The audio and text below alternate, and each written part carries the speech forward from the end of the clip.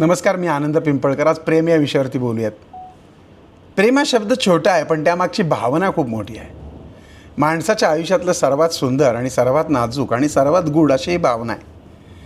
प्रेम म्हणजे आकर्षण का? नाही. फक्त भेटणं बोलणं का? नाही. प्रेम म्हणजे दोन जीवांमध्ये तयार झालेली एक अदृश्य नाळ किंवा ऊर्जा. दोन वेगवेगळ्या घरात वेगवेगळ्या परिस्थितीत वाढलेली दोन माणसं जेव्हा एकमेकांना भेटतात आणि हळूहळू त्यांच्या मनामध्ये एक ओढ निर्माण होते, तेव्हा त्या ओढीचं नाव प्रेम असतं. प्रेम झाल्यावर माणसाचं जगच बदलून जातं. आधी साध्या वाटणाऱ्या गोष्टी अचानक खूप सुंदर वाटायला लागतात. एखादं गाणं ऐकलं, पाहिलं की वाटतं की हे गाणं आपल्यासाठीच बनलं आहे. एखादा चित्रपट पाहताना त्या नायक नायिकेच्या जागी आपल्याला ती व्यक्ती दिसायला लागते. फोनची रिंग वाजली की वाटतं कदाचित हा तिचाच कॉल असेल. सकाळचा सूर्य, संध्याकाळची हवा, पावसाचे थेंब, रस्त्यावरती चालताना दिसणारी जोडपी, प्रत्येक गोष्ट आपल्याला त्या व्यक्तीची आठवण करून देते. कारण त्या क्षणी आपल्या आयुष्यात प्रेम असतं. आणि प्रेम असलं की जगातली प्रत्येक गोष्ट ही थोडी अधिकच सुंदर वाटते. पण काय हो, आयुष्य नेहमी चित्रपटासारखं असतं का? तर नसतं. चित्रपटामध्ये कदाचित शेवटी प्रेम जिंकतं, पण वास्तवामध्ये परिस्थिती, कुटुंब, समाज, जबाबदारी आणि वेळ ह्या सगळ्या गोष्टी एकत्र येतात आणि कधीकधी प्रेमाच्या वाट्यामध्ये उभ्या राहतात. कधीकधी अचानक एक दिवसाची बातमी समोर येते की जी ऐकून माणूस पूर्णपणे हादरून जातो. ते असतं तिचं लग्न ठरलं आहे, साखरपुडा झाला आहे, किंवा त्याचं लग्न ठरलं आहे, साखरपुडा झाला आहे. पण बहुतेक वेळा मुलींच्या बाबतीत हे जास्ती घडतं. म्हणजे मुलींचे लग्न ठरतात, साखरपुडे होतात.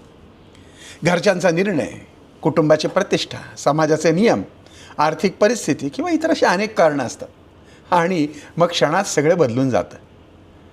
ज्याच्यासोबत आयुष्य घालवायचं स्वप्न पाहिलं होतं, ज्याच्यासोबत भविष्याचं चित्र रंगवलं होतं, ती व्यक्ती अचानक दुसऱ्याच्या आयुष्यात जाणार. हे कळल्यानंतर त्या क्षणी माणसाच्या मनामध्ये एक वेदना निर्माण होते, जे शब्दामध्ये सांगणं खूप कठीण आहे. जो प्रियकर असतो तो आतून पूर्णपणे तुटून जातो. बाहेरून तो शांत दिसतो, लोकांमध्ये बसतो, बोलतो, काम करतो, पण आतून त्याचं मन हजार तुकड्यांमध्ये फुटलेलं असतं. त्याच्या मनात सतत प्रश्न येत राहतात की का झालं असं? आपलं प्रेम कमी पडलं का? आपण कुठे कमी पडलो का? आपण काही चुकीचं केलं का? आणि हे प्रश्न त्याला शांत बसू देत नाहीत, किंबहुना त्याची रात्रीची झोप उडते.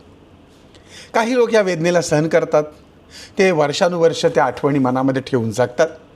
तर काही लोक आयुष्यभर त्या प्रेमाच्या आठवणीत जगतात. तर काही लोक इतके तुटतात की ते स्वतःचं आयुष्य संपवण्याचा विचार करतात. पण ही गोष्ट पूर्णपणे चुकीची आहे. कारण एका व्यक्तीमुळे आपलं संपूर्ण आयुष्य संपवणं हा उपाय कधीच नसतो. आयुष्य खूप मोठं असतं आणि त्याची किंमत एका नात्यापेक्षा खूप जास्त असते. एक गोष्ट नेहमी लक्षात ठेवली पाहिजे की एखाद्या मुलीचं किंवा मुलाचं लग्न दुसरीकडे होण्यामागे असंख्य कारणं असू शकतात. घरच्यांचा दबाव, कधीकधी तशा प्रकारची परिस्थिती निर्माण झाली असते, कधीकधी समाजाचे नियम असतात, कधीकधी वेळच चुकीची ठरते.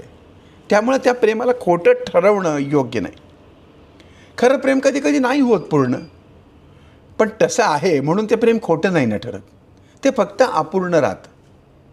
खरं सांगू का, आजकाल ब्रेकअप हा शब्द खूप सहजपणे वापरला जातो. काही मंडळी वर्षातून 2-3 वेळा प्रेम करतात आणि ब्रेकअपही करतात. पण जे खरंच गंभीर आणि मनापासून केलेलं प्रेम असतं ना, त्याचा तुटणारा धक्का खूप खोल असतो. त्या वेदनेतून बाहेर येण्यासाठी वेळ लागतो. पण त्या वेदनेत कायम अडकून राहणं हे सुद्धा योग्य नाही. या दुःखातून बाहेर पडण्यासाठी सगळ्यात आधी स्वतःला वेळ द्यावा. आणि तो द्यावा लागतोच. दुःख होणं स्वाभाविक आहे. रडू येत असेल तर रडावं, मन मोकळं करावं. भावना दाबून ठेवण्यापेक्षा त्या स्वीकारणं महत्त्वाचे आहे. दुसरी गोष्ट म्हणजे त्या व्यक्तीला, तुमच्या प्रियकराला किंवा प्रेयसीला दोष देऊ नये. कदाचित ती व्यक्तीही कुठल्या तरी परिस्थितीचा शिकार असू शकते. अनेक वेळा मन एक सांगतं आणि परिस्थिती दुसरंच सांगत असते. तिसरी महत्त्वाची गोष्ट म्हणजे आठवणींना शाप समजू नका. त्या आठवणी आपल्या आयुष्यातला एक सुंदर काळ असतो. त्या कशाला विसरायला पाहिजे? त्या विसरण्याची गरज नसते. फक्त त्यांच्यात अडकून राहायचं नसतं. त्या आठवणींना एक गोड अध्याय म्हणून स्वीकारून पुढे जाणं आवश्यक असतं. मला वाटतं आयुष्य खूप मोठं आहे. आज जी व्यक्ती आपल्या आयुष्यात नाही, तीच व्यक्ती आयुष्याची शेवटची संधी असते असं नाही आहे ना. कदाचित उद्या आपल्या आयुष्यात त्याहीपेक्षा चांगली समजून घेणारी आणि आपल्याला साथ देणारी व्यक्ती येऊ शकते. असे कित्येक उदाहरणं आहेत. अनेक वेळा नियती आपल्याकडून काही गोष्टी दूर घेते, दूर करते, कारण आपल्या आयुष्यासाठी काहीतरी वेगळं आणि कदाचित अधिक चांगलं ठेवलेलं असतं.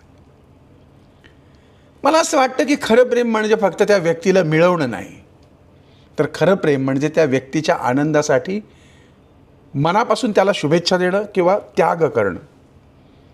ती व्यक्ती आपल्या आयुष्यात नसली तरी तिचं आयुष्य सुखी असावं अशी भावना मनात ठेवणं. जर ही भावना आपल्या मनात निर्माण झाली तर समजून घ्या की आपलं प्रेम खरंच शुद्ध, सात्विक आणि खरं आणि महान होतं. आणि म्हणूनच जर तुमचं प्रेम तुटलं असेल तर स्वतःला संपवण्याचा विचार करू नका, कारण तुमचं आयुष्य एखाद्या व्यक्तीपेक्षा खूप मोठं आणि खूप मौल्यवान आहे. अहो, तुमच्यासाठी अजून खूप लोक आहेत की, तुमचे आईवडील आहेत ज्यांनी तुमच्यासाठी रात्रीचा दिवस केला आहे, तुमचे मित्र आहेत, तुमची स्वप्न आहेत, तुमचं भविष्य आहे, आणि कदाचित तुमच्या आयुष्यात अजून एक सुंदर प्रेम तुमची वाट पाहत असेल. प्रेम कधी कधी तुटतं, पण आयुष्य कधीच थांबत नाही. आठवणी ठेवाव्यात, पण आयुष्य थांबू नये, कारण शेवटी माणूस पुढं चालत राहिला तरच त्याला नवीन वाटा सापडतात, नवीन माणसं भेटतात आणि आयुष्य पुन्हा एकदा सुंदर वाटायला लागतं. माझ्याकडे हल्ली या प्रेमाच्या खूप केसेस येत आहेत. काही म्हणतात आम्ही जीव देतो, काही म्हणतात आम्ही सगळं सोडून देतो. त्या सगळ्या प्रेमवीर आणि वीरांगणांसाठीचा हा स्पेशल भाग होता. तुम्हाला असं जर खूप नैराश्य आलं असं वाटत असेल ना, तर आपल्या यूट्यूब चॅनलवरती आनंदी वास्तू सोबतीला आनंदाचे दार हे टाईप करा. त्यावरती आपण AI स्वरूपाचं गाणं तयार केलं आहे, त्याची वाक्यरचना तुम्ही ऐका. त्या गाण्यातनं तुम्हाला प्रचंड प्रेरणा मिळेल. म्हणून तुम्ही यूट्यूबला जा, सर्च करा आनंदी वास्तू सोबतीला आनंदाचे दार, आणि ते गाणं पूर्ण पहा, 4-5 वेळा पहा, शांतपणाने ऐका. नुसतेच प्रेमात नाही, तुम्हाला जीवनात अपयश जरी वाटत असेल तर ते गाणं पहा. त्यामुळे जीवनातलं तुमचं अपयश हे एका क्षणामध्ये धुवून जाईल. पुन्हा भेटूयात.